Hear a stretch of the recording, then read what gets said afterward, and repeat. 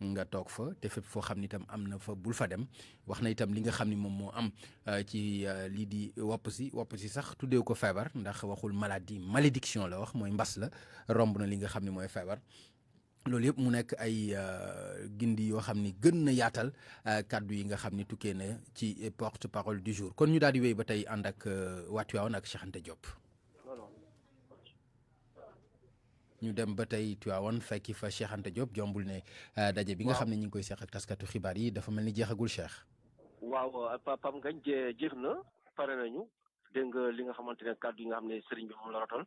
te lu jëm ci wàllu li ma wax rek. Tivaouane ren duñu am loolu la ñu waxtaanee ci biir famille bi ba tax na sax bi mu ñëwee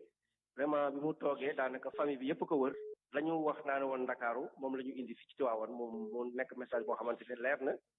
Tivaouane ci nekk daal na nga toog sa kër foo ko mën a màggale rek nga màggal ndaxte li nga xamante ne moom mooy mbas mi ak tam fi mu tudd moom moo tax daal ñu ne daal ren ji dañ ko jéggal ba déwén ak jàmm waaye nag sànq la jeexal def nañ ñaan rek ba yeewi mbooloo mi yëpp. waaye li ñu ci mën a jàpp daal moom mooy boo duggee ci dëkk bi sax dèjà daf lay won ne gàmmu ren ci du am ndaxte bu fekkoon ne ñaari ay bés moo ci desoon ci gàmmu wala ñetti ay bés da nga daan gis waa di defaraat lamp yi di defaraat tali yi waaye nag boo duggee ci dëkk bi rek xam na ne ñi dafa mel ni mbir mi maanaam gàmmu gi daal waajaluñ ko te loolu xalif bi yëkkati jox ko ki nga xamante ne moom mooy Serigne Abdou Dabakh ñu gën ko xam ci Ndiol Fouta moom nag moom moo rotal kàddu yi xalif bi sax nee nañ ne nekkul fii ci Tivaouane mu nekk loo xamante ni daal wax dëgg fa yàlla bon waa Tivaouane gi yëpp daanaka ñu bëri sax ñëwoon nañ doon déglu si ci salle bi ndéem sax nit ñi bëri ndaxte restriction yi dañ ko appliqué ku ci nekk da ngaa takk masque ñu yor ay gel ak ay thermoflash yooyu kuy dugg ci salle bi rek dañ la ko doon defal waaye gis nañ ne am na ñu bëri ñoo xam ne dañ leen téewoon ci buntu bi ba bi sax ñu di dugg ci otom ñu escorté ko vraiment muy Serigne Mbaye ab ci benn oto bu bleu sax TH 44 70 K ci la dugg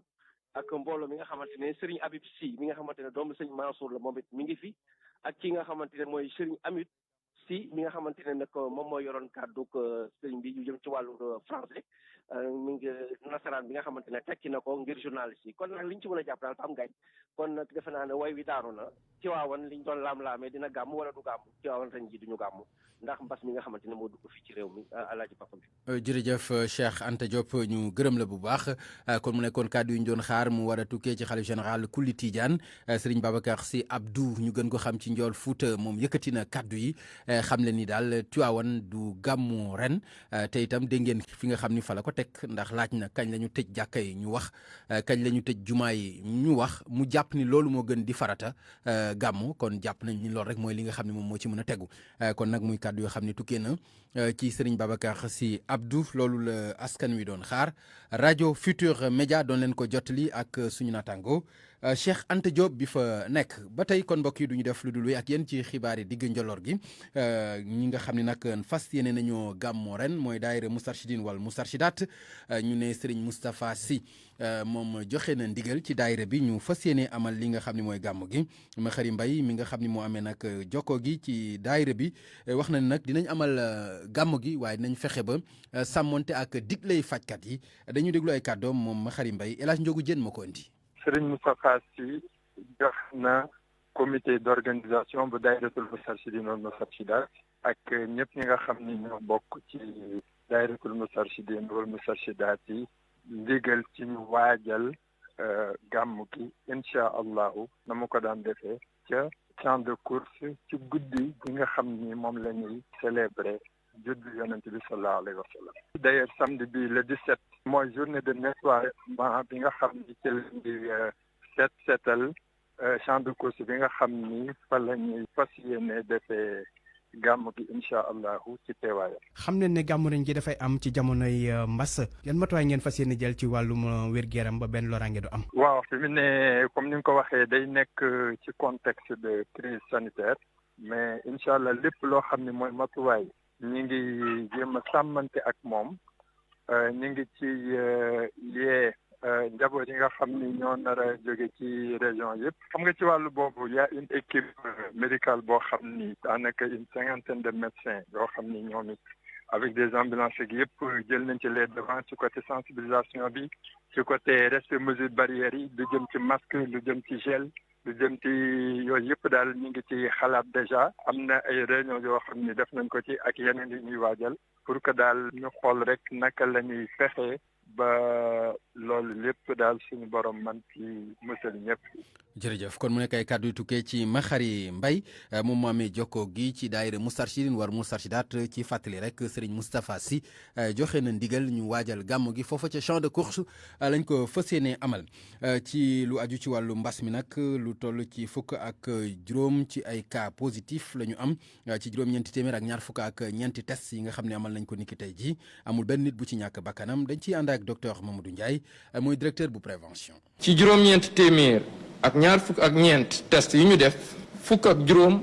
ñoo ci positif ci positif yooyu am nañ ci ñaari cas contact mooy ñi jot ci mbas mi fekk dañoo jaxasoo woon ak ñu yore doomu jàngoro yi am nañ ci juróom benn cas yu jóge bitim réew te ñu ngi duggee aéroport international Blaise Diagne bu Diass am nañ ci juróom-ñaar cas ñi nga xam ne ay communautaire lañu mooy ñi nga xam ne nag jot nañ ci mbas mi waaye xamuñ fu ñu ko jëlee wala ki leen ko wàll te ñooñu nag seen lim nii la tëddee Bourguiba am na ci benn Xombol am benn Médina am benn Nioro am benn Wokam am benn Ourossogui am benn ak Sacré-Cœur am benn téeméer ak fukk ak juróom-ñett si malade yi ñu entré woon hôpital wér nañu bés ni ki tey dinañu génn bu ci yàlla ànde juróomi cas ñu nga réanimation benn malade ñàkkul bakkanam bésu démb altine fukki fan ak ñaar ci weeru octobre bi ñu nekk ñeneen ñi des hôpital ñu ngi am tan ci bésu tey dalee ko ci cas bu njëkk ba Sénégal wàññi na fukki junni ak juróom ak ñetti téeméer ak juróom-ñaari cas ñi nga xam ne jot nañ ci doomu jàngoro ji ci ñooñu fukki junni ak ñett ak juróomi téeméer ak juróom-ñett wér nañ si ñetti téeméer ak fukk ak juróom ñàkk seen bakkan mu des junni ak ñeent téeméer ak juróom-ñett fukk ak ñett ci lalu hôpital yi wala ci loxo docteur yi. docteur Mamadou Ndiaye la woon mu doon addu ci tolluwaayu mbas mi ci biir réew mi ca Ndar la ñu jëm foofu nag ñu ngi leen doon wax lu toll ci fanweer ak juróom ci ay waxambaane yu songoon géej gi wutali Barça mbaa Barsaq ci fanweer ak juróom yooyu fukk ak juróom benn ay doomu Sénégal lañu fukk ak ñeenti ay doomu Guinée lañu juróom yi ñoo dëkk Gambie ñoom nag gendarmerie bu Ndar déglu na leen ba mujj nañ leen bàyyi ñoom ña nga déparé woon ca Mbour la ñu bàyyi ko woon wutali nag fële ca Espagne ci bi ñuy waajal màggal gi la ñu waajaloon ñoom itam seen dem boobu ca bitim réew ca frontière u Maroc jot nañ faa egg waaye da foofee la ñu wëlbatikoo ndax seen gaal ga moo amoon jafe-jafe ci wàllu technique dañ ciy ànd ak Mohamed Nabi Silla fanweer ak juróom benni candidat immigration clandestine yi gendarmerie doon déglu bàyyi nañ leen kenn ku nekk mën a bawoo ca Guinée Gambie wala bokk ci yenn goxub Sénégal yi ñu jóge woon renseignement yu tukkee ci enquête bi lee xam le ni ñoom ci veyu màggal gi ci la ñu déparé ci Mbour gannaaw ba ñu dajalikoo ci bërëb bi lee te it ci gaal gi ëppoon nañu téeméer candidat yi xamle ko waaye ana lu tax jamono ji mbëkk mi gën a am doole Baye Diallo di yëngatu ci wàllu napp gi di ñu xamal lenn ci li ko waral. fi ñu gën a metti mooy ay gaalu jàmbur ñiy tëgg loolu ay gaalu jàmbur dañuy fekk ñu ferka ñu jël ko yóbbu ko loolu mooy malhonnêteté bi gën a bon bi gën a metti bi ci des nag moom moo di ni bari na ci ñoo xamante ni ñoo ngi dem mais duñu ay capitaine long cours yoo xamante ni bi mën nañu yóbbu gaal yi mais climat bi aussi permettre na leen ci entre ñaari saison yi diggante loolu benn nawet bi bon climat bi dafay nekk climat bu apaisé wu pour que bon ñu mën a teel a jàll dugg Espagne am na moment ku goree di foo mën a jëlee xaalis ak noo ko amee rek da nga naan c'est bon fekk na yaa ngi def musiba. nu mu mënti demee jafe-jafe àddina ñàkkum xëyub ndaw ñi bokk ci itam li gën a puus nit ñi di wuyu ñiy tëgg mbëkk mile di dem ci réewu tugal yi RFM ci Ndar Géej Mohamed Nabi Silla ñu dikk ak yéen ci wàllu ci benn jukki bu aju ci wàllu yoon ndax diggante Pape Alé Niang ak Cheikh Oumar Anne dàq nañ ko ba ñaar fukki fan ak juróom-ñaar ci weeru octobre gi ñu nekk jëwriñ ji ñu dénk wàllu enseignement supérieur muy njàng mu kawe mi lu toll ci fukki milliards nag lay laaj ndàmpaay kii di taskatu xibaar bi ci livre bi mu bindoon waaye du moom rek ndax boole na ci Mody Niang ndax dafa jàpp ni donte mooy doon kàddu gi ci OFNAC waaye dafa laale ci yàq gi ñu yàq deram moom kii di Cheikh Oumar Anne tax na ba boobu àtte dàq nañu ko ci fàttali fukki milliards lay laaj ci téere bi nga xam ni kii di Pape Alé Niang bindoon na ko muy scandale au cœur de la République dossier bu kudd loolu dàq nañ ko ba ñaar fukki fan ak juróom-ñaar beneen procès boo xam ni moom itam dàq nañ ko ba ñaar fukki fan ak juróom-ñaar muy bu maître Moussa Diop mi fi nekkoon directeur ca Dem Dikk ak digganteem ak Barthélémy Diaz dafa jàpp ni kii di Barthélémy Diaz dafa yàq deram moom itam ci télévision yi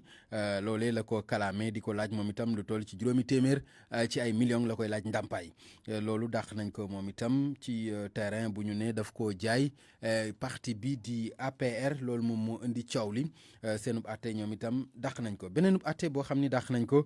muy bu kii di Pierre Goudiaby Atepa ak kii di Soxna Abi Ndour ba juróom benn fan ci weeru novembre la ñu dàq boobee atte bu ko defee nag ñii di avocat yi war a taxaw ci baro bi ku nekk layal sa client loolu moom itam kii di Pierre Goudiaby Atepa moom mooy topp Abi Ndour ci dene daal daf ko doon wax ay waxee cokkaas yoo xam ni dafay jëm ci sàkku ko loolee la ko kii di Pierre Goudiaby Atepa moom mi nga xam ni moom mooy kii di Pierre Goudiaby Atepa ci digganteem ak Abi Ndour. Pour man RFM mooy rajo bi gaaw ci xibaar yu wóor. RFM xibaar yu wóor te wóor.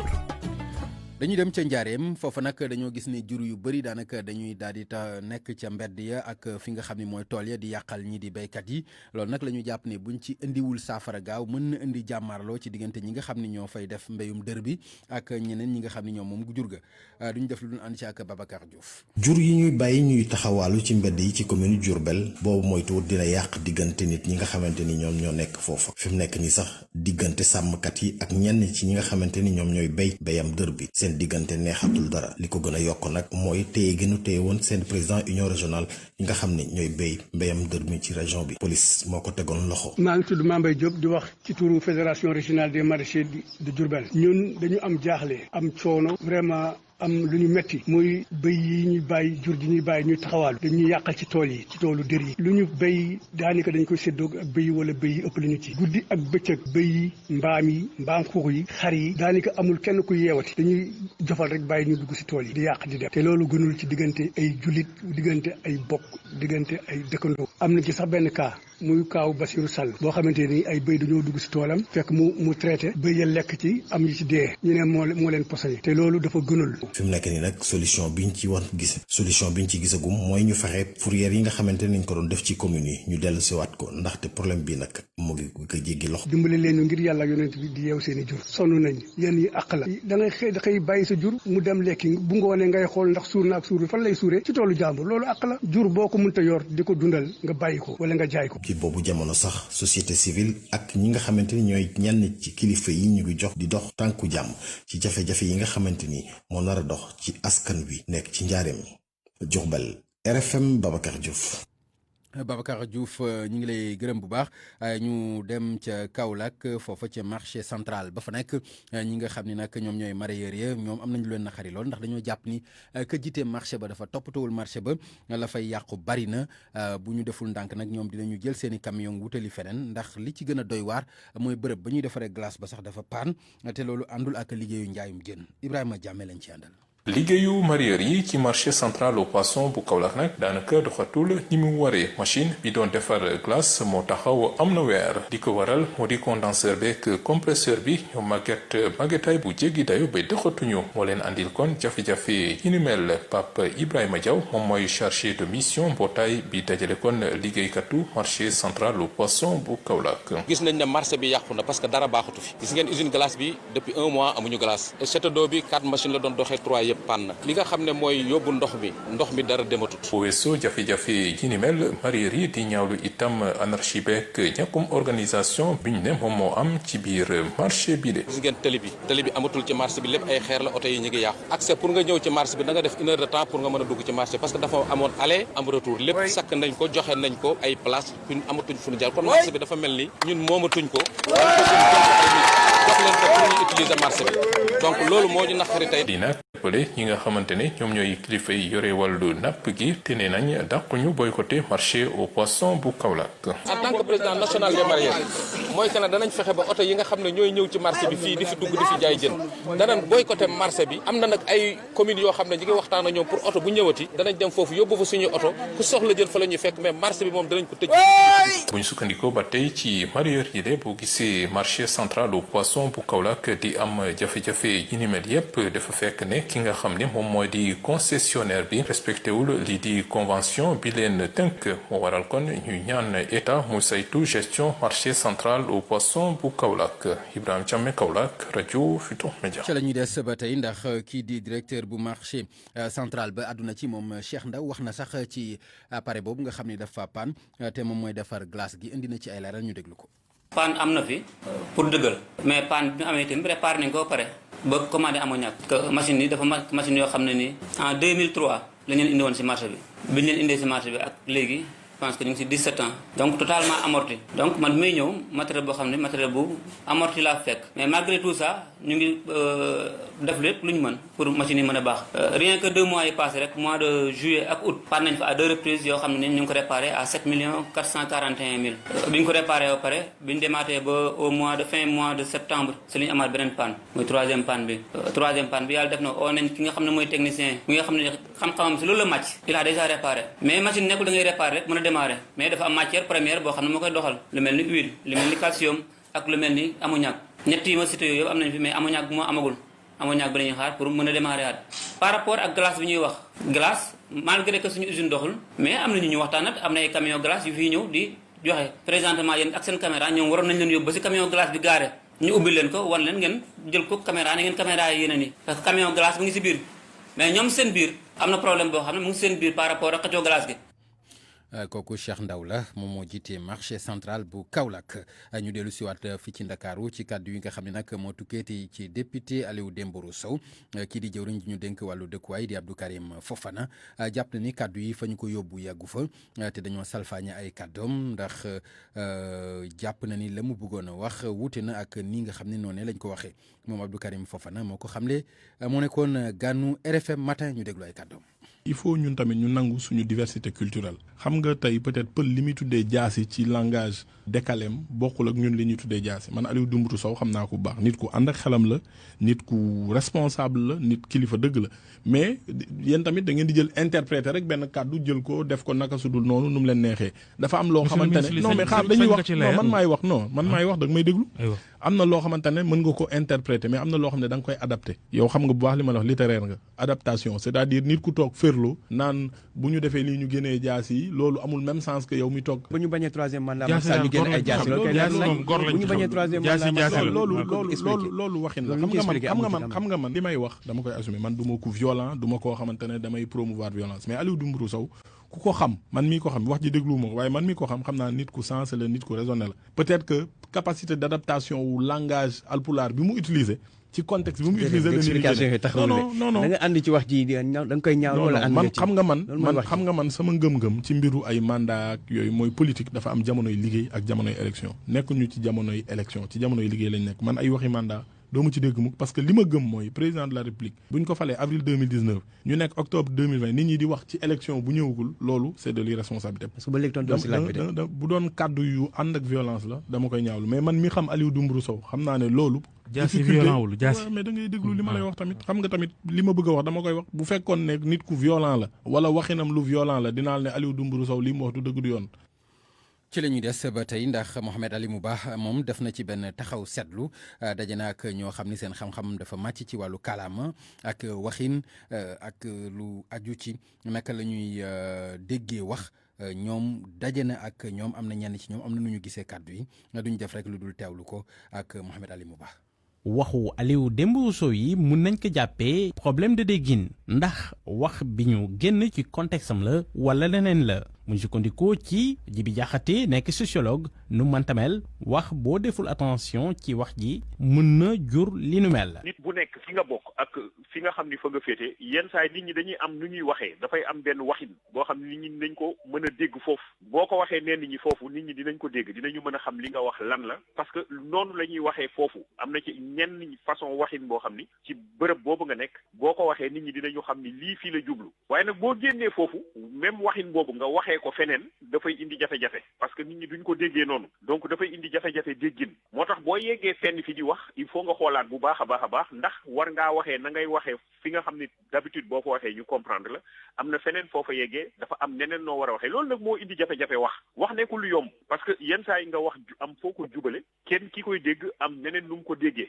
alors moo tax waxin dafa am solo mais déggin tamit dafa am solo. Aliou Dembourou Sow moom dafa jàpp ni arme yi muy wax carte d'électeur la justement kii di Sylvain André Latyr nekk socio-anthropologue jàpp ni looloo tax kon booy wax di nga war a def attention ci nuñ koy déggee te lu mu mën a jur. à travers ce qu'on dit. boo xoolee bu baax wax ñaar la boo waxee da nga sànni te boo sànnee waxoo pour yow kese da ngay wax pour waxal keneen te boo waxee déggin bi mën na bañ a nekk loo xamante ni loo sooraale moo tax booy wax foog nga def attention ci waxin bi ndaxte lu am solo la te boo xoolee wax genre corps à corps la entre kuy wax ak kuy déglu moo tax rapport symbolique yooyu boo ko jëlul en compte mun na la gaañ kon interprétation lu am solo la ci wax moo tax kii di Djibi Diakhaté jàpp ni kii di Aliou Dembourou Sow dafa waroon repréciser waxam mu bañ a mooy fu mu mooy rek jàpp ni daanaka moom deful dara. RFM bitim réew. Georges da ci Diop maa ngi lay nuyu. maa ngi lay fay Papa Ngagne. dañ koy tàmbalee ak Guinée ndax FNDC ñoom ñi ngi wéy ba tey di jàpp ni daal ñi nga xam ni boom nañu leen ci jàmmarloo yi foofa dafay gën di takku. Front national pour la défense de la constitution moom nee na ci at wi ni liñ fa faat ci doomu aadama toll na ci ñeent fukk ak ñaar juróom fukk ak juróom benn yi nag ay nganaay maanaam ay armes de guerre la ñu leen fàtte donte sax waa nguur gi nag wedd nañ lu nu mel waa FNDC yokk ci ne duñu nangu ne Alpha Condé moo gagné élection présidentielle gi ñu dëgmal dimanche gi di ñëw Abdoulaye Oumou Sow moo yor kaddug FNDC jokkoon nañu ak moom ca Conakry.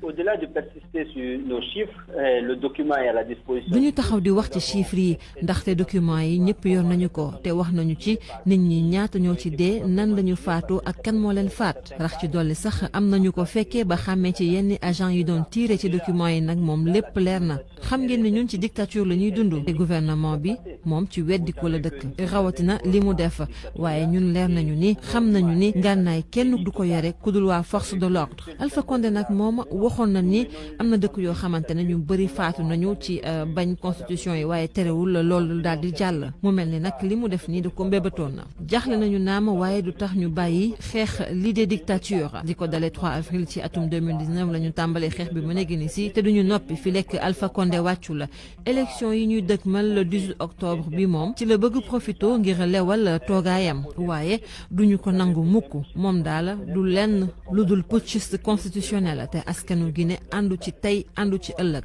te du ci mës a ànd. Le 18 prochain, c'est le blanchiment de son coup d'État. Nafissatou Sylla moo doon tekki kadduy Abdoulaye Oumou Sow. dañuy dem ca Niger foofu président Mohamed Issoufou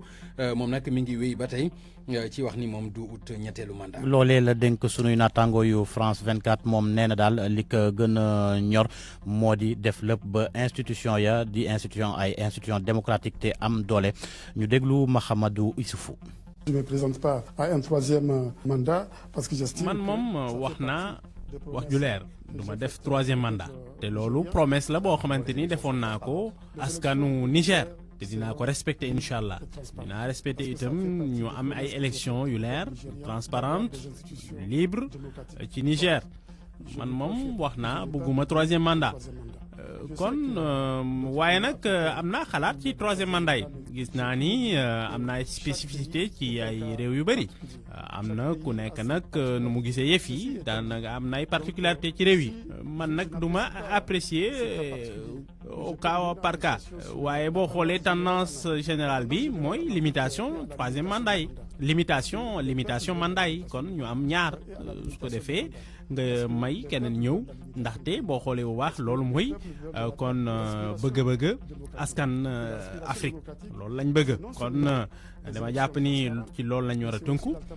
am ay institutions démocratiques yu forte su ko defee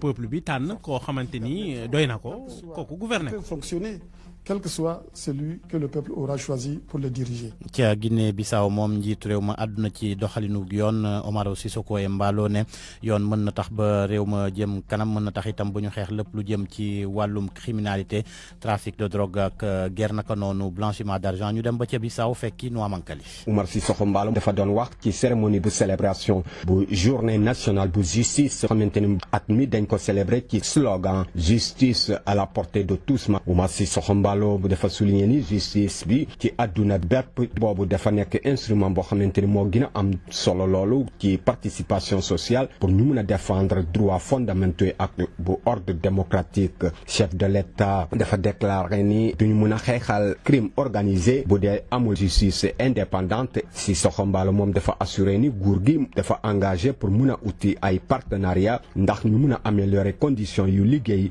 ak création yu infrastructure adéquate yoo xamante ni mun na tax institution judiciaire yi mun a dox ci territoire national bu Guinée-Bissau. Embalo moom dafa woo bépp partenaire national ak international pour ñooñu mun a boole seen doole ak nguur gi ndax ñu mun a def réforme ci secteur boobu waaye tamit dafa encourager bépp opérateur bu justice ndax ñu mun a continuer di liggéey pour ñu mun a def affirmation bu droit de justice ak service yu justice yi ci réew mi. ci wàlla ministre de la justice Fernando Mendonça moom dafa souligner ni secteur de justice dafay jànkonte ay jafe-jafe yu bëri maanaam amul infrastructure yu service justice yi waaye tamit amul personnel yu qualifié tamit population bi dafa am jafe-jafe pour ñu mun a egsi ci justice yi. Mendonça moom dafa déclaré ni tribunaux yi ak procureurs yi dañoo soxla ay ressources humaines. Noa Mankali Bissau RFM. jeexale kook États-Unis foofee lu ëpp fukki million gi nit woote nañ ba noppi ci élection présidentielle bi fas yéene am ñetti fan ci weeru novembre gi ñu dëgmal seeni bulletin eggee nañ ko par anticipation li woote jamono ji nag laata élection bi moo gën a bëri ñi woote woon même jamono ja ci élection bi ñu weesu ñeenti at ngi nii ndax ci élection bi weesu jamono ji 1 million ak lu toftal ñoo wote woon te élection bi jotagul woon loolee tax nag ci États-Unis ñu njort ne ñi fas yéene wote ci élection bi dox diggante Joe Biden ak Donald Trump daañu bëri lool. jërëjëf Georges Déthié Diop mu nekkoon xibaar yi bitim réew yi ñu lay gërëm bu baax fas yéene dikk ànd ak Malal Diagne Junior ci la aju ci xibaar yi tàggat yaram yi Malal ñu ngi lay nuyu lan moo ci gën a fës tey.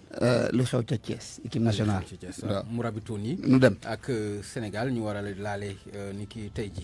daanaka loolu Disney Fair lañu ko jàpp Papa Ngagne Sénégal nag daf ca war a gagné ndax dañ leen a duma woon ajuma jéenu weesu te loolu bëri na ci Sénégal yi itam leen naqari ca Thiès googa ñu fay yeewoo te am xam-xam toolu football jotas nañoo dajeek Cheikh Anta Diop wax seen jàngat ci yëf yi ñu déglu Cheikh Anta. Sénégal Mauritanie ñu fas yéene ko fubal ci stade Lat Dior bu Thiès waaye dina nekk match bu mag boo xamante ne technique physique dina fi feeñ loolee di xam-xam bi nga xamante ni Cheikh Amala Traoré nekkoon entraîneur football ne nag Sénégal dina def match bu gën ba mu def fële ca Maroc. dina maintenir fond de jeu et tout mais dina ko gën a améliorer. loolu mais coup d'accélérateur boobu mu ciy andi nag man wóor na ma dina ko def mooy tax ñu gagné Mauritanie équipe bi déficit bi baax na parce que. kuy daw mooy fa xasar defet bi dina jàngal Aliou Cissé lu bari ba tax na nañu ko wóolu bàyyi ko fi mu toog billaahi lii man maa la koy wootal dinañu àndal Coupe d'Afrique fii. Jojo mi nga xamante ne waa Thiès la nekkoon entraîneur équipe nationale bu Sénégal moom it gis ne Aliou Cissé am na capacité te équipe am ba mu dëgër ngir jaayante ko ak Mourabitoun yi. te wóor na ma ne encore contre équipe bu Mauritanie bi dinañu jublu si loolu di fàttaliku seen match contre Maroc en tout cas dinañu gën a góorgóorlu seen ngor ak seen jom dinañ ko tibb si maam Lat Dior dana wax de ngoray faj gàcce jëf mooy nattukaayu dëkk stade Lat Dior parce que ñu bare dañu blessé ñu bare dañu absent et cetera loolu yëpp lu mët a tenir en compte la. kii di Bouna di communicateur traditionnel ñu gën koo ràññee ci football bi fii ci diwaanu Thiès di ci àddu. kees mooy borom kees kaay mooy doom ji jànqeen mooy jabaram te kon Thiès gépp génnee ñu teeru Aliou Cissé ak équipe nationale ñu defe comme ni ko kilifa yi doon defe àndandoo yëkkatindoo dóorandoo Aliou Cissé yàlla dina ko defal jàmm. di match bu mag ci ñaari dëkk yi di Sénégal ak Mauritanie ñu fas yéene ko amal fii ci diwaanu Thiès ci stade Lat Dior naam nag feebaru coronavirus mi ngi lëmbe réew mi taxul waa Thiès yi nee nañ bu ñu dugalee sax ci biir stade bi daañu taxaw di yuuxu ngir jàppale seen équipe nationale. doon ko sax kenn du ubbee stade bi waaye nañ toog si ginnaaw stade bi di yuuxu leen ba ñu xam ne ñu ngi leen di supporter. RFM Thiès Cheikh Anta Diop. waa Mauritanie ñoom nee nañu xam nañu dinañu am jongante bu métti seen diggante ak waa Sénégal ndax gaynde gunu gaañ la ñu war a dajanteel waaye ñoom daal noppi nañu ngir dékku leen ba noppi nag nasaxal leen bu ñu leen jokkuwee Abdourahmane Diallo daje na ak Corentin Martins mi leen ci tàggat. équipe Mauritanie di xamle ni Sénégal day ñëw pour jël revanche am ginnaaw bi mu amee défaite digganteem ak Maroc ci semaine bi ñu génn Corentin Martin. N'importe quelle équipe qui perd un match, le match suivant. bépp équipe bi nga xam ni dafa jógee ci défaite match bu muy demaat dina jéem a fexe ba nga xam ni day bëgg a effacer défaite tam Sénégal tamit ci position boobu lay nekkee donc dinañu ñëw teg ñu pression waaye ñun xam nañ ni équipe bu taxaw la ñu amal affaire équipe bu am ay individualité li ni mel mooy tax ñu nit dinañu jéem a taxaw taxawaay bu am solo te dinañ leen jéem a sonal. Nous on va faire notre match d'habitude en essayant de donner le maximum et essayer de poser des problèmes au Sénégal. Entraîneur Mauritanie di xamle ni match bi nga xam ne dañ koy jouer ak ngaynde yi day tax ba mu rabitu ni mën a waajal bu baax a baax seen éliminatoire yi ñu war a jëm nii. Là on a deux compétitions qui vont venir. fii mu ne nii am na ñaari compétition yi nga xam ni moom la ñuy waajal mois de novembre dinañu waajal qualification ci CAN bi mus nañu qualifié benn yoon ci Coupe d'Afrique bi passé ren ji tamit li ñu bëgg mooy fexe ba nga xam ni dinañu am résultat yu baax ndax ñu mën a qualifié waat après tamit waajal li nga xam ni moom mooy Coupe du monde bi. Essayer de prendre les matchs les uns après les autres. ci fàttali waa Mauritanie dañu dooroon seerale woon vendredi bii ñu génn ñaari bii ci benn match boobu nag match xaritoo la woon. RFM bo Abdourahmane Diallo. ñu daal di jeexal Papa Ngagne ak wàllu basket. ci la ñuy daal di wax ndax président bu fédération sénégalaise bu basket moom nag bëgg na yëngalaat li nga xam ne mooy ligue régionale yi. dem na ca Thiès ak ca Mbour googu la tàmbalee yëngal waxtaanee na fa tam lépp lu jëm si wàllu waajal deuxième division ngir lépp mooy jaar ci yoon Sode Thiam lañ ci àndal. ci doxub ne meeku gom doom amal ca Mbour ngir daal di xool jafe-jafe yi nga xamante ni acteuru basket yu département ba moom la ñuy jànkuwanteel président bu fédération sénégalaise de basketball nag fas yéene na ci indi saafara rawatina lu ñeel deuxième division bi maître Babacar Ndiaye. d'accord nañ sur l'essentiel essentiel mooy fexe daal que la deuxième division soit mieux organisée ñu teel ko départ bañ a def ay arrêt mu pare ñu def tournoi de montée xool aussi équipe yi nan la ñu mën a jàppale pour si transport bi pour ñu mën a jouer compétition yi mais dinañ jàppale équipe deuxième division yi comme ni ñu jàppale équipe première division yi. président bu district bu basket bu Mbour nag moom rafetlu na engagement wu président wu fédération bi moom Pape Diop nag am na yaakaar ni la ñuy xaar dañ ko gis. il a pas hésité à répondre. président bi tontu na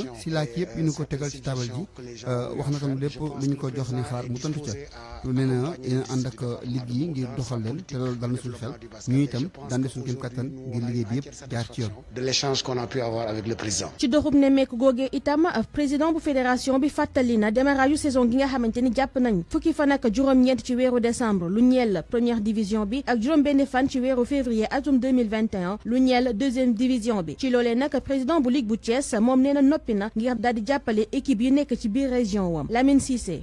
daanu leen gunge ngir ñu des ci division bu gën a mag waaye tam ñu fexe pousse leen ngir ñu am ay ndam comme ni ko yeneen équipe yi amee. comme les autres. ci saison gu yees gi ñu jëm nag président bu fédération bi fas yéene na itam jël ay matuwaay ngir gën a jàppale école de basketball yi naka noonu it centre de formation yi ci biir région yëpp. tabarkal la Papa Ngagne kon dëgg dëjee bu ngoonee. booy 18h30 yooyu. di nga ñëw ñu ñaanal gaynde yi ñu am ndam. di nga ñëw. fii wala fële. fii waaw fii mën na nekk. kan invité nan la. jërëjëf merci beaucoup Malal. Savon de Marseille Alphé seen Kenkeyri AAD Abdou Alima Diop seen savon créole ak seen cuuraay raktak bi rey yooyu ñoo leen di may li ci yéenekaay yi. yéenekaay yi Mamadou Mohamed Ndiaye moo ñu ko jàngal. jërë ngeen jëf biir yi dawul coow di Ousmane Sonko yanatina coowul ne coow bay Macky Sall ak waa këram gi la yoon l'Observateur ne nañu coowal suuf la ak tuumay njuuj njaaj ubbil yéenekaay bi njiital parti Pastef di Ousmane Sonko kitaabu na ci àqulaay taalam ne juróom-ñaar fukki famille militaire ak juróom-ñeent yi ñu jële ca terme sud pexe ñoom Macky Sall te dara sababu ko ludul ak bëgge ak ngàppaaral ko fuqale gu ñu def ci wàllu suuf Sonko yamu ca ne ba muy point de presse démb wax na ne am na immeuble di taax yu bari yu nekk ci centre-ville bi Macky Sall jaay na leen ba leem jéggi damu ci ci poosam source nañu direction de l'ELAWAS ministère de l'éducation ministère de la culture fa ñu newoon ak barrière de liste di tax mi jano ak assemblée nationale yii ñooy immeuble yi Ousmane Sonko ne nguur gi fi nekk jaay nañu leen La Tribune jàppee ko ab dil bu ñu nasee ca kaw waaye feeñ na Ousmane Sonko ak Guy Marius Sagna ñoo jéebaane njuuj njaaj gi la ñu njëkk a dégg keroog mu ne li tax état bi bëgg a teg loxo suufas terme sud gi bëgg ko ngar daajo moo di dafa am mbébatu tabax fa ñetti junniy appartement ak ñaari téeméer ngir jaay ko démbit Ousmane Sonko ba mu demee doon nemmeeku ci fam yi ñu génnee fa la xam lee ne nguur gu amul ngor ci wàllu suuf la ñu ko séqal moo waral lu ñu jekku rek jaay ko immeuble yu bari yu nekk ci dëkk bi Macky Sall mi ngi leen di jaay Vox Populi nañu Ousmane Sonko defati na ko Macky Sall nee na gouvernance sobre et vertueuse gi Macky Sall di wax ak a bàkkoo xamul fan la feeñ waaye feeñul ci wàllu suuf ne musu koo doxee ne ginnaaw bi ñu wane ak njublang ci pétrole gi wane ko ci napp gi wane ko ci zircon beeg ci coronavirus bi bu yàggul léegi suufas réew mi la ñuy mafia Walfadjri bind ne Sonko wàcce na Macky Sall nee na la xew ca quartier terme sud ga ca Wakam mafia d'état la si ne kay nañu Ousmane Sonko sulli na dil bu ngande bu mu ne moo am ca terme sud ak ci infrastructure publique yi nekk ci dëkk bi mu wax ne projet zéro bidonville bi moo tax état bi bëgg a teg loxo ci fukki hectares yi suuf ak juróom ya nekk ca terme sud ga ca Wakam Macky Sall ak waa këram jaay nañu ba jaay tax ma jàkkaarloog assemblée nationale mu di wax joj Yaya Abdoul Kane directeur patrimoine bâti de l'état weddi na ko mi ngi xam ne ci xët mu njëkk Vox Populi ne loolee Ousmane Sonko di wax dara du ca dëgg état bi jaayut benn immeuble yi muy wax dañu leen a jël jox koy privé ngir ñu doxal ci ay projet yoo xam ne dañu ci am état bi am ci mu di opération yu tënku ci dooleel patrimoine bâti de l'état Yaya Abdoul Kane ne xaw ma Ousmane Sonko li muy wax fan la ko jëlee fan la ko déggee waaye bu dee dañ ko wax nañu ko lu amul li amoon ca Wakam weer yi la ñu génn mu di douanier bi ñuy tuumal ne dafa rayoon doomam ju jigéen ju toll ci juróom-benn yat l'observateur ne nañu moom colonel des douanes boobee di Mouhamadou Sall ak ëllëgam ci wàllu yoon ma nga ca loxoy doyen des juges ne procureur de la république di Serigne Bassirou Gueye nuppi na ci yëf yi ba saisir doyen des juges colonel des douanes bi di Mouhamadou Sall yéenekaay bi di l'observateur bind na mi ngi ci yoon wutali chambre criminelle tuumay assassinat wala meurtre la ñu koy toppee topp leen ma ñu dem ci journal enquête xooli gëstu bi mu xëy def ca Kër Massar gi ñu bëgg a defub département la mu ca njëkk a gis moo di wax ko ni mu yombee jëfee ko du yombee noonee Amadou Sène Niang dib kàngam ci wàllu décentralisation di wax waa enquête dina kay ne juróomi département ci Ndakaaru loolee dafa jéggi dayoo dëgg bi gayndee Sénégal yi ci wàllu football am tey jii ci lay dëggu baa mu far record yéenekaay nañu tey ci timis maanaam 7h ci ngoon ci la match amical Sénégal ak Mauritanie yéenekaay bi nañu ginnaaw duma yu rëy yi leen waa Maroc dóor keroog ñetti bal ci benn leen rek moo leen dese ñoom gunay Aliou Cissé yi mu di gagné match tey bi ngir dëggal seen bopp stade yéenekaay feelu ko dañu wax ne Sénégal Mauritanie tey ci 19h la derby la bu nar a tàng jër ca kees. Savon de Marseille Alphé seen kenkeyri AAD Abdou Alima Diop seen savon créole ak seen cuuraay raktak bi rëy yooyu ñoo leen doon may li ci yéenekaay yi. xibaar yi. jërëjëf Mamadou Mohamed Ndiaye ci yéenekaay yi ñu gërëm ko bu baax dikk nag wax ci point de vue gis-gis tey dañuy waxtaane lu aju ci wàllu mbas mi ak gàmmo yi nga xam ni moo fas yéene am ci biir réew mi ku ne xam na ni nag gàmmo ci Sénégal ci bërëb yu bari te wuute lañ koy amale donte dégg ngeen xalifa général Kuli Tidiane joxe ndigal ne ren Tiwaawan ñoom du ñu gàmmo waaye terewul di nga dégg yeneen i gàmmo ci yeneen i bërëb loolu nag yan matuwaay lañ ci war a mën a jël ak mbas mi ba mën cee mucc ak jàmm ci loolu dinañ ci ànd ak docteur Falilou Ba moom spécialiste la ci changement de comportement waaye dinañ ci ànd ak docteur Ousmane Gueye moom mooy njiital SNAPS ñoom la ñu fas yéene àndal njëkk ñu daal di nuyu docteur Gueye Ousmane ñu ngi lay nuyu. maa ngi lay fay Pape Ngagne. ñu nuyu itam docteur Falilou Ba. waaw Pape Ngagne maa ngi lay fay. waaw ñu njëkkee ak docteur Ousmane Gueye docteur ndax dina yomb maanaam ci fii maanaam ni gàmmu yi wuutee ci Sénégal ak bërëb yi ni ñu wuutee ndax dina yomb ci ñu mën cee xeex li nga xam ni mooy mbas mi. waaw jërëjëf Pape maa ngi lay ziar di ziar sa auditeurs yëpp. jërëjëf ak auditrices yi di nuyu docteur Ba. li waat bëgg a tontu ci laaj bi du yomb. du yomb pour ni nga ko xalaatee parce que c'est vrai que bu fekkee mu ko jëlee rek lu jëm ci comparaison même si ni ñuy wax ni comparaison n'est pas raison. boo jëlee màggal benn bërëb la. dëgg la boo jëlee gàmmu bërëb yi bëri la te wuute. muy Touba daañu fa gàmmu daañu gàmmu Tivaouane daañu gàmmu Thiès daañu gàmmu Ndiassane daañu gàmmu Kaolack Niassène ak yooyu donc muy bërëb yi bëri. ba tax na. yombul waaye comme Sénégal li ñuy wax rek ci lu jëm ci wàllu santé dañu am lu ñuy wax maillage territorial maanaam foo de bërëb boo dem rek am na ndaw bu fa nekk taxawal fa wér-gu-yaram donc muy ñi samp ko ci ay district bu ñu xoolee ci xayma am na juróom-ñaar fukki district ak juróom-ñeent muy loolu. mais district yi lan lañ mën ci mbooloo mi. voilà mooy ci lay ñëw nag district yooyu dañuy dëkk ci ay région médicale muy médecin chef de région bu ne nag région médicale bu ne am na bureau bu ñuy wax bureau de l'information éducation pour la santé moom mooy ñun suñu ndaw yi nekk foofu ñoo ñu toogal foofu. gis nga ñooñu dañuy organiser wu de telle sorte comme ñun plan de communication bu ñuy am ñoom plan de communication boobu la ñuy am organiser wu pour mën a laal territoire bi yëpp loolu tax ba ñun xaaruñu sax déclaration ou quoi que ce soit dañu ne comme ñun la yàlla dënk wér-gu-yaram mu jaarale ko ci président de la République mu jox ko suñu ministre donc dañoo toog depuis fan yi passé di def ay réunion ak kuréel yi yëpp bokk ak médecin chef région bu Thiès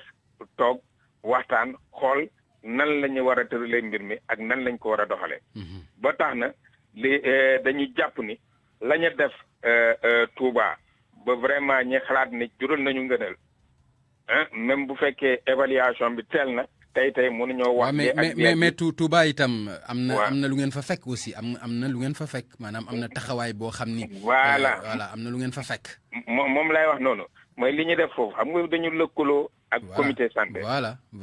le comité santé. mais est-ce que loolu mën ngeen ko am partout aussi. non am na gaa ci bërëb yi foyer religieux yi yëpp xalaat ne tey dañuy def gàmmu. ñoom yëpp am nañu comité santé. te comité santé yooyu ñoo ngi liggéey ak ñoom. d'accord te ñooñu. nga jëlee ko Kaolack nga jëlee ko Thiès nga jëlee ko feneen. ñoom yëpp mettre nañu en place lu ñuy wax des postes médicaux avancés. d'accord baal ma dinaa ñëwaat ak yow Ousmane s'il vous plaît nga baal ma s'il te plaît docteur Falilou Ba ci laaj bi nga xam moom laa laaj docteur Ousmane Gueye rek laa lay laaj ndax dina yomb ci gox yu fasantikoo te wuute ñu mën ci xeex li nga xam ne mooy Covid 19 bi ndax dina yomb pour yow. waaw Pam Ngagne man gëm naa ni du yomb. comme ni ko docteur Ousmane Gueye waxee du yomb léegi nag comme que du yomb. te amuñu loo xamante ni doole bu ko matale wala nit ñi ko matale. très bien damaa gis ni dafa am pàcc boo xamante ni ci lañ war a sukkandiku. muy lan. pour man communication bi. dafa war a nekk communication boo xamante ni. communautaire toujours voilà mais communautaire boo xamante ni dafay accès ci ñi nga xamante ne acteurs religieux yi. d'accord ñi nga xamante ni ñoo woote mbooloo mi. te ñoom la askan bi teg fenn fi waaw. communautaire la waaye mais à un niveau religieux. d'accord ñooñu nag su leen mettre en avant. jox leen kàddu ko parce que fi ñu toll nii mbir mi du li ñu war a wax parce que li ñu war a wax nañ ko ba noppi ñëpp xam nañ ni geste barrière la. ñëpp xam nañ ni distanciation physique la ñëpp xam nañ ni laver les mains la ñëpp xam nañ ni port du masque la. waaye li am solo mooy tey jii kan moo war a wax kii war a wax ba nga xamante ni su waxee ñu dégg ko kooku nag man damaa gis ni tey jii gaa doon nañ leen jox kàddu mais tey la leen gën a war a jox kàddu. mooy ñi nga xamante ni ñoom ñooy guide religieux yi ak ñi nga xamante ni ñoom ñoo yor seen kàddu.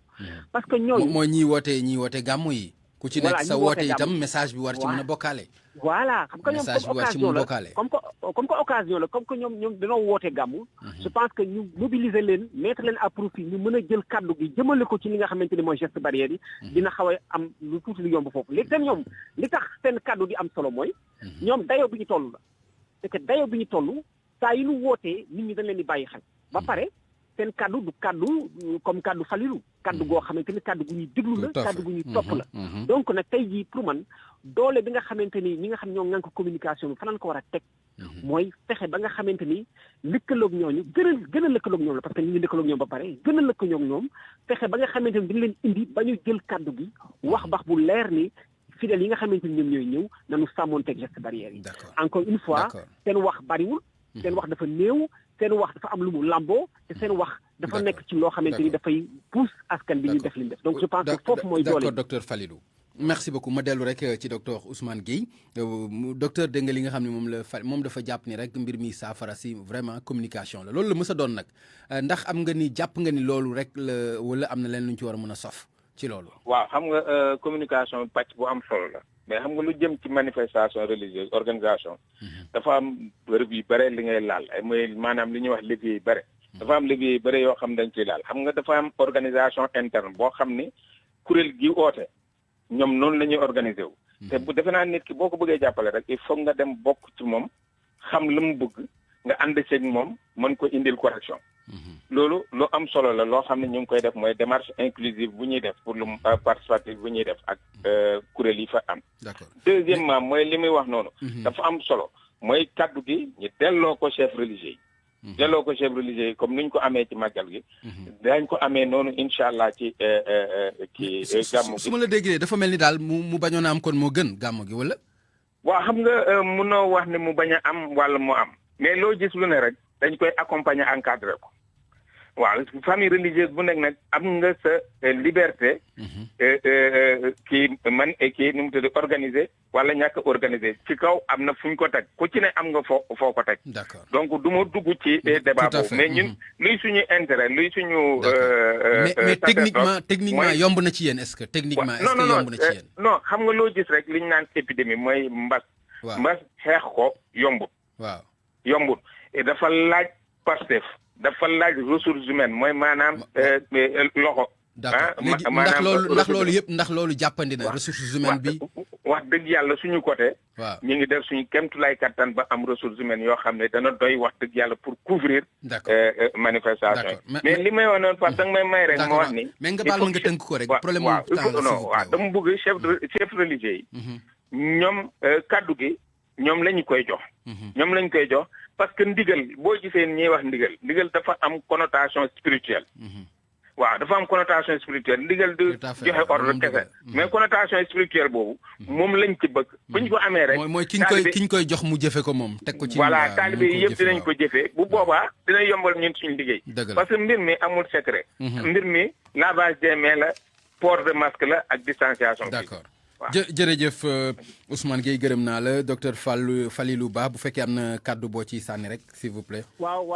xanaa Pape Ngagne di wax rek ni. en réalité bu ñu en fait fi ñu toll nii ñu ngi ci tendance boo xamante ni day wàññeeku waaye taxul ñu war a bàyyeeku. man loolu laay gën a wax. d'accord mais tey jii waree nañ ni ci tugal que ni mbir mi ngi ñëwaat ak doole. merci contexte bi toll nii nag contexte risque la. parce que contexte boo xam ne day dajale ay nit. dana war a gën a xeexaat mais xeexaat bi dafa war a nekk ci contexte bi mooy. comme que tey jii mbiru gàmmu la te danoo woote gàmmu te gàmmu ku nekk da ngay fësal fi nga bokk gi fësal ni da ngaa yow am pas-pas ak ngëm-ngëm. donc xalif général yi suñu wootee taalibe yi. loolu sax ñu sàmmoon teg li ñuy wax day nekk loo xamante ni manifestation pas-pas ak ngëm-ngëm donc foofu lañ ko war a teg. gën ko yokk gën ko dooleel. merci beaucoup mbokk yi mu nekkoon docteur Falilou Ba di spécialiste ci wàllu changement de comportement docteur Ousmane Gueye moom moo jiite SYNAPS ca ministère de la santé la nekk yore fa wàllu jokko ñu koy gërëm bu baax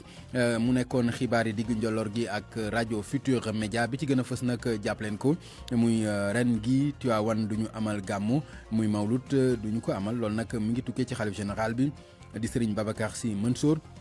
waaye mu jaaree ko tam ci porte parole lu bis bi muy Serigne Babacar Sy Abdou moom moo ko xamle tey jii la ko wax daanaka ci diggu njolloor gi la fësal boobu xibaar ñu taataane ko ci suñu naataango Cheikh Anta Diop moom tam ñu koy gërëm bu baax di gërëm Abdoulaye Diop moo nekkoon ci technique bi Yacine Pouy nekkoon ci digital bi ci réalisation bi El Hadj Ndiogou Diène moom moo ci nekkoon ci waxukaay bi Pape Ngagne Ndiaye ñu leen di gërëm bu baax di leen jox daje incha allah ci beneen jotaay xibaar bu ci àllandee nestu di ngeen ànd ak soxna Aminata Ndaw mu dikk ak yéen ci yëgle yi ak tàgge yi jërë ngeen jëf.